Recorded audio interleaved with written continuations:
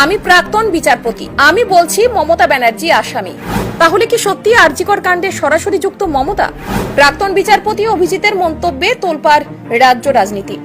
শ্যামবাজারে আরজিকর কাণ্ডের প্রতিবাদে এবং নির্যাতিতার বিচার চেয়ে বিজেপির 5 দিনের ধর্ণা কর্মসূচির আজ তৃতীয় দিন। মূলত নারী নির্যাতন, খুন, ধর্ষণ, অরাজকতা, বিশৃঙ্খলা এবং আরজিকর হাসপাতালের নৃশংস ঘটনার প্রতিবাদে এবং মুখ্যমন্ত্রীর পদত্যাগের দাবিতে শ্যামবাজার মেট্রোর 1 নম্বর গেট সংলগ্ন এই ধর্ণা কর্মসূচি চলছে বিজেপির। সেই ধর্ণা মঞ্চে আজ উপস্থিত ছিলেন তমলুকের বিজেপি সাংসদ অভিজিৎ গঙ্গোপাধ্যায়। আরজিকর কাণ্ডে পুলিশকে দিয়ে সমস্ত তথ্য প্রমাণ লোপাট করতে চেয়েছিলেন মমতা বন্দ্যোপাধ্যায়, এমনটাই দাবি করেন তিনি এদিন আরো বলেন যে ঘটনার সময় 12 থেকে 13 জন পুলিশ আধিকারিক হাসপাতালে উপস্থিত ছিল। পুলিশ যখন এই ঘটনা জানতে পেরেছে আর কখন এফআইআর হয়েছে এই সময়ের তফাতের ব্যাখ্যা আজ আর নেই। তাই মুখ্যমন্ত্রীর নির্দেশ ছাড়া এই ঘটনা ঘটতেই পারে না। মৃতদেহ তড়িঘড়ি দাহ করে দেওয়া হয়, কারণ পুলিশ জানতো যে একবার দেহ আটকে দিলে তথ্য প্রমাণ লোপাট করা যাবে না। তাই একদিকে মৃতার বাবা মাকে আটকে রাখলো পুলিশ, অন্যদিকে তড়িঘড়ি দেহ পুড়িয়ে দেওয়া হলো। প্রাক্তন বিচারপতির আরো সংযোজন, এটা মমতা বন্দ্যোপাধ্যায়ের নির্দেশ ছাড়া হতে পারে না। তাই আমি মমতা বন্দ্যোপাধ্যায়কে